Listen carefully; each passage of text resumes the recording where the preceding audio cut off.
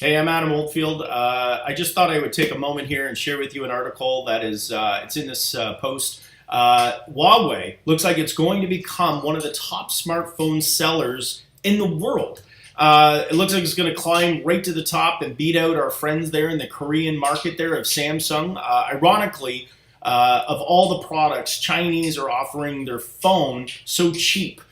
In markets like India, Taiwan, Europe for that matter. In fact, a phone that's in the mid-level ranges well less than $800. So that's pretty interesting to know. However, I'd like to keep in mind, first of all, this is a Chinese product.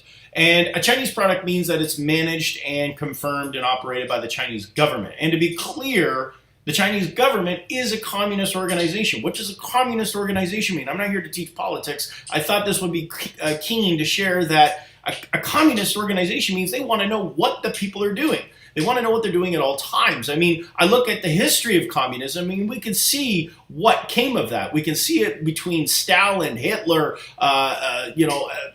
ongoing. So from this is a deep concern. So I share this because anyone that's using this, it's like a scene out of Orson Welles. I mean, this stuff of government controlling and knowing everything we're doing, it's almost like you don't need to rat anybody out. The products that we're carrying and using every day will be able to do that. As an example, the Chinese government have facial recognition on over 50,000 street corners in China. What does that mean? The facial recognition alone logs who you are, it knows if you violated a law, and can instantly issue you tickets associated with that. So imagine that moment of where your freedom, even walking down the street, is being completely, in my opinion, violated, as you should have the freedom of being able to walk anywhere in your country and feel free of that. Huawei is the same company that uses the technology and took the technology from Nortel, an Ottawa-based telecommunication company. And those of you that are under the age of 20, you're probably going to go, Nortel sounds like a new app that's available online. No, Nortel was a leading Canadian phone company with tons of patents in the telecommunications industry,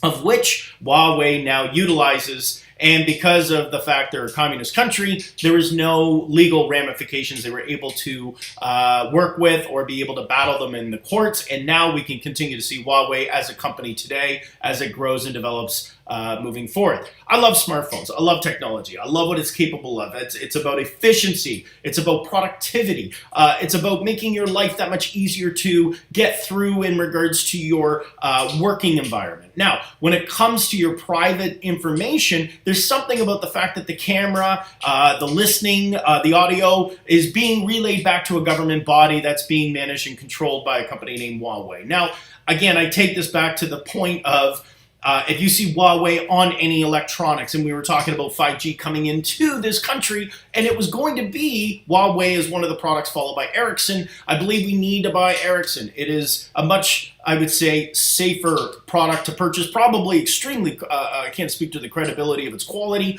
but I'm going to say it's going to be a quality product. So going with that, Huawei has the ability to come up with a lot of features. And if you're loving those features and you have a Huawei phone, I'd love to hear about it. I'd love to know if you're using a Huawei phone, how you're enjoying it, but at what risk? And I ask, is that something you can live with in regards to utilizing your product and knowing that the Chinese government is being able to monitor everything you're using and doing with it? And I think in 2019, we're going to hear a lot more about that with regards to components made in China that have the ability to relay information back to China. And I'm not referring to the hackers. I'm referring to the actual Chinese government. So I encourage you to really think about when you're purchasing your smartphone, maybe Huawei, as much as all the features and the abilities behind it, and even the opportunity of what you get with it, maybe isn't the best choice. So I'll leave that with you. I'm Adam Oldfield. You can check me out on TechTalk Fridays, 11:30 a.m. on 900 CHML and across the global radio network.